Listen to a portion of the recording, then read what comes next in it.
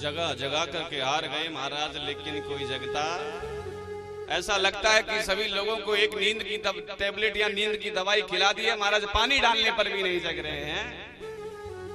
अरे तुम्हारी ये चक्षु खुली हुई हैं, तुम्हारी ये आंखें खुली हुई हैं, लेकिन तुम्हारे जो भीतर में जो आंखें बंद हैं, जिन पर तुमने संसार का द्वंद्व मार रखा है, समाज हित में अहित में जो कर रखा है, उन आंखों को खोलना है महाराज। समाज के प्रति जो द्वेष भर रखा है, अरे ये डूबेगा तो डूबने दे, हमें मतलब,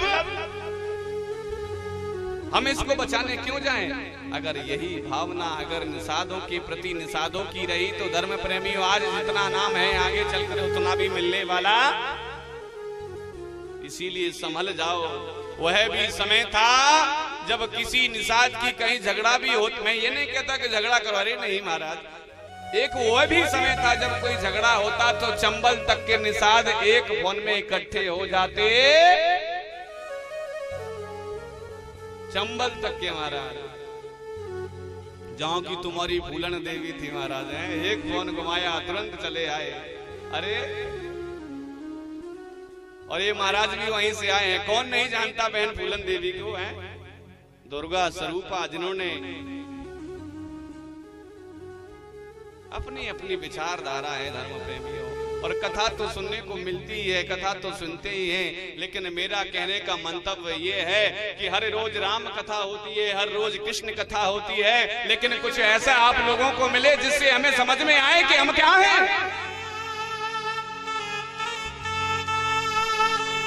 कल मैंने सुना कि महाराज जी, अरे तुम तो निषाद कथा नहीं कर रहे, 4 दिन निषाद कथा की है, फिर आपने कृष्ण कथा को ले दिया। अरे मैंने कहा भैया, जिस भूमि पर बैठ करके आप निषाद कथा श्रवण कर रहे हैं, वह भूमि कृष्ण की भूमि है, वह भूमि कर्म भूमि है, वह यमुना का पवित्र किनारा है। यहाँ बैठ करके थोड़ी कृष्ण की चर्चा हो गई तो कौन सा गलत काम हो गया है? हमारी माताएं गाती हैं कि जिस भजन में राम का नाम ना हो उस भजन को गाना, लेकिन इस कथा में राम का नाम है महाराज। निषाद कथा से राम कथा ऐसे जुड़ी हुई है मानो कि शरीर और प्राण, लेकिन हम लोग समझ पाते नहीं। धर्म प्रेमियों, एक कथा आती है, व्यास जी कहते हैं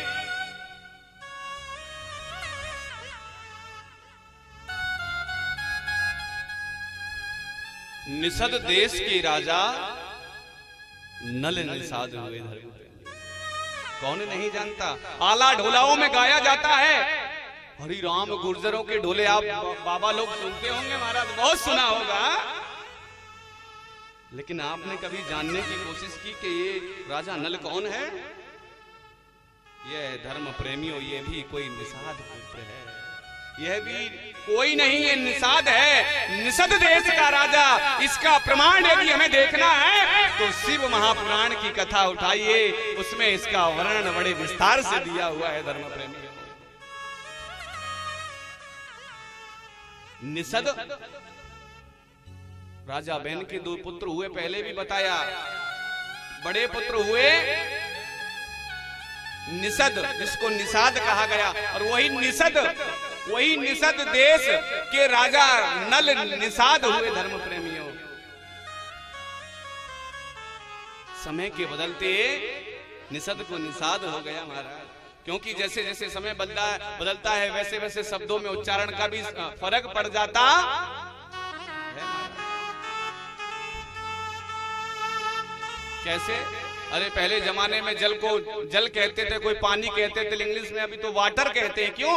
समय जैसे बदलता है वैसे वैसे नाम भी बदलने लग जाते हैं। कर्म के आधार पर व्यक्ति के जैसे जैसे नाम बदलते हैं, ठीक वैसे ही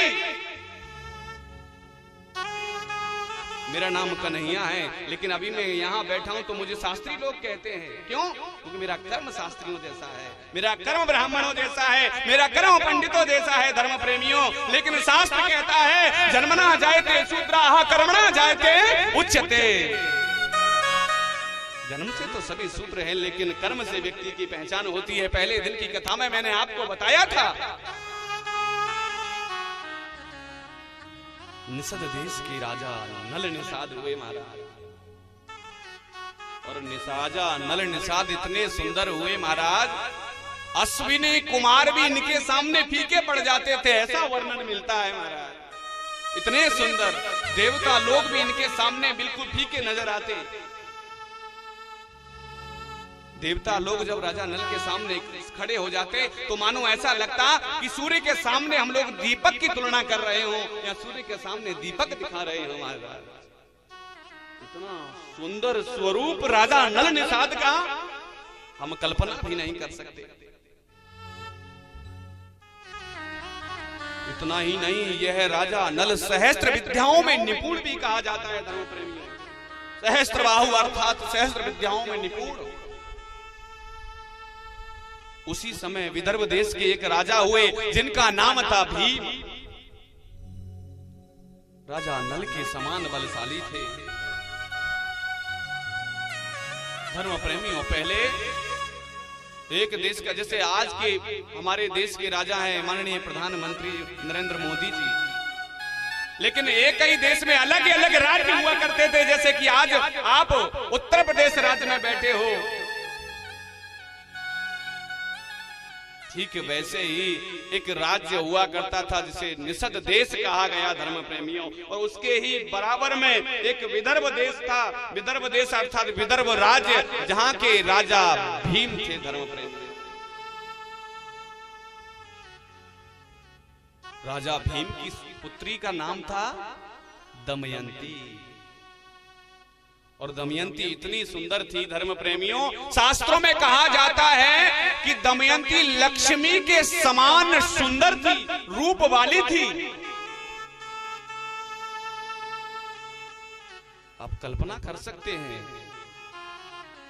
लक्ष्मी की तुलना दमयंती से की है तो आप अनुमान लगा सकते हैं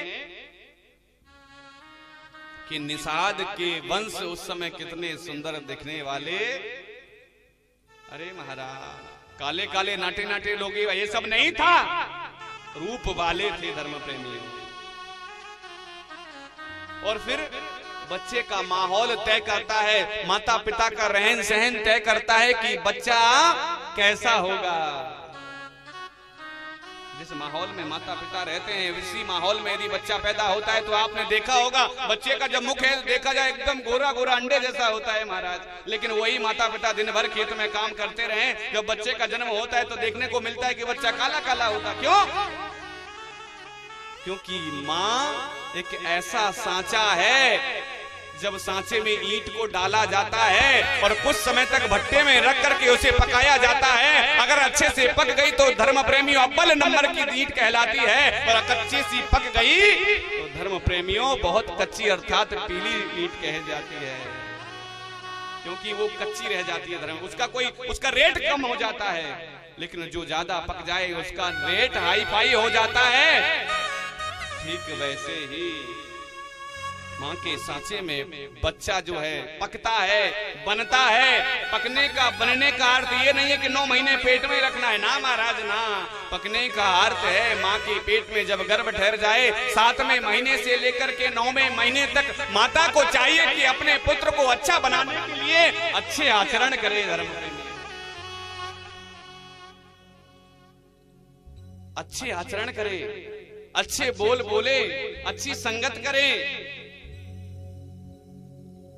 और अच्छे कार्यों में लगे धर्म प्रेमियों। तो देखने को मिलता है जो बच्चा जन्म लेता है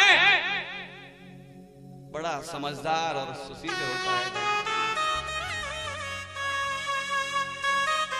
बच्चा ने जन्म ले लिया, जन्म लेने के बाद में उसमें बहुत सारे संस्कार जन्म से आए हैं, और जब बच्चा रोने लगता है कहां कहां करता है धर्म प्रेमियों तो कहता है मैं कौन हूं, कहां हूं, मैं जानता हूं।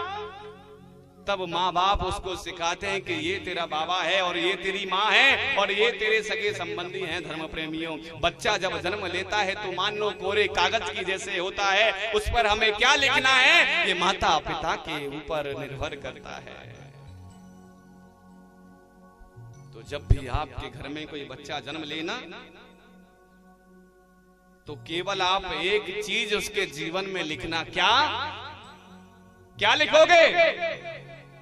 प्रण करके जाओ, वादा करके जाओ, संकल्प लेके जाओ, सौगंध खा करके जाओ। कोई बच्चा यदि हमारे घर में जन्म लेगा तो हम सबसे पहले उसे शिक्षा लेना सिखाएंगे धर्म प्रेमियों, और दूसरा सिखाएंगे, क्योंकि शिक्षा ऐसी जननी है, बच्चे को एक ऐसा मार्ग देती है, एक ऐसी पहचान देती है। अरे शिक्षा की बदौलत कोई प्रधान बनता है, मेंबर बनता है, शिक्षा की बदौलत तो इतनी बड़ी बड़ी पदवियों पर बैठ जाता है, और शिक्षा की बदौलत मैं आज यहाँ बैठा हूँ धर्म प्रेमी।